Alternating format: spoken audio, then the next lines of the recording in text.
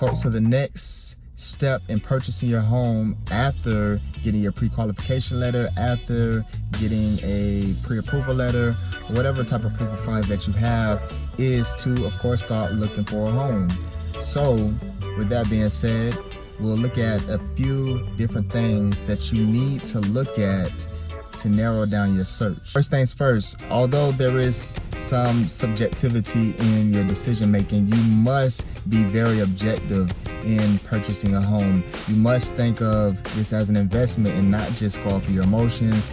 Don't just go into a home and just fall in love with it, fall in love with the way it looks, and not be objective of how is this going to help me in the future from a financial standpoint. Most people, when they buy a home, especially a first home, it's usually not going to be their last home. So with that being said, you must think of your exit strategy. What I mean by exit strategy, you need to know what you're going to do in 5 years or 6 years when you're ready to move, or maybe jobs have changed. Maybe you need to move out of the state. Maybe your job has changed, or you lose a job and you don't have the same income that you had before. So you need an exit strategy. And the exit strategy could be either selling the home, it could be renting the home out, it could be even, foreclosure, short sale, or bankruptcy, which of course that would be the last result. But you need to at least have some options on the table, such as how much this house is going to rent out for, how much will this house sell for in the next 5 years. Now, although you cannot exactly know what your house is going to be worth in 5 years, whether you rent it or you sell it, at the same time, you can have an idea by looking at market trends. Now, there's real estate professionals that can help you. They can come up with current market analysis. They can look at the last few years and see what the market has done and what the potential looks like based on the rest of the homes in the area. So this is good to know, so you can have an idea. Is this area appreciating? Are the home values going up, or have they been gradually going down? Are they stagnant? And these are very important factors to think about when purchasing a home. One thing you need to think about too when purchasing a home is, where are you going to find the houses in the first place? I mean, you could drive around, you could look at for sale signs, of course, but I mean, living in the internet age, over 90% of people start their home search online anyway. So, a lot of people like to use Zillow, Realtor.com, and those can be good sources sometimes. But for the most part, Zillow and Realtor are not as dependable as most people think. For one, the home values are off many times, and when you look at Zillow, a lot of the houses that are on there, they've been off the market for sometimes years. And people call me all the time and they're looking at a house and they're like, I want to see this house, and I look at the MLS and it's been off the market for 6 months. And people are discouraged because every time they look at a home, it's either been off the market for a long time, or they, maybe they found it a little bit too late, a couple of days late.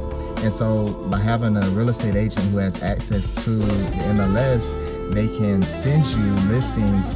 They can send you the listings that come on the market every single day, and they can give you updated information on all of these listings. So it's better to have a professional send you properties versus trying to just search on your own. There are some sites that try to update frequently, but it's good to at least get with a realtor who can put you on a drip campaign so that you can know what is coming on the market as soon as it comes on the market, and what has expired, so that you don't waste your time looking into a house and falling in love with the pictures, and then you call your realtor and you drove past it and it's gone. It's not available anymore. Another thing you need to look at, which is public record, is the crime in the area. You need to see what kind of area you're moving in. Is it's a high crime rate area? You shouldn't ask your realtor, to tell you, is this a good area? Is this a nice area? Is this a safe area? That's something that they cannot tell you because it's subjective.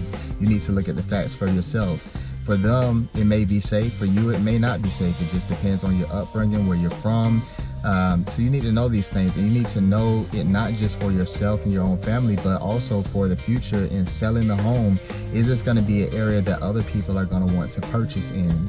You need to look at the schools, even if your children do not go to school, or if you don't have children at all, you still need to look at the schools in the area to see what kind of schools are there, what kind of grades they're getting, because this tells a lot about the area that you're living in, and it tells you whether or not you're gonna have an easy time selling the home. Because if you're living in a house, especially if it's 3 bedrooms or more, you're gonna have many families that are gonna be looking at the home when you get ready to sell. And one thing many families are gonna be concerned about are the schools in the area. What are the grades? What is the crime rate in the area? So these are important factors that you can look at yourself, and you can look up yourself, and you can ask your realtor to look up for you as well, send you some websites, and you have to make the judgment call on your own. Another factor is, what are they building in the area? Are they building town centers in the area? Is there a town center in the area already? Is it near a beach? Is it near a hospital? What stores are in the area? You need to find out, are they building commercial buildings behind the neighborhood or behind your house? Because that is not desirable for most buyers. Is there a railroad behind your house? Because if it is, then you're gonna hear trains all night. How close is an airport? Are you gonna hear planes all day long? These are all things that you need to consider. You need to ride by the house at nighttime if this becomes a house that you checked on your list. You need to ride past the house, ride in the neighborhood to see how it looks at night. How is the lighting in the area? These are all important factors when looking for a home. Hopefully these tips were helpful for you in finding a home. Make sure you share this information with your friends, like, comment, and subscribe to this channel. Stay tuned for more information on the home buying process. Peace.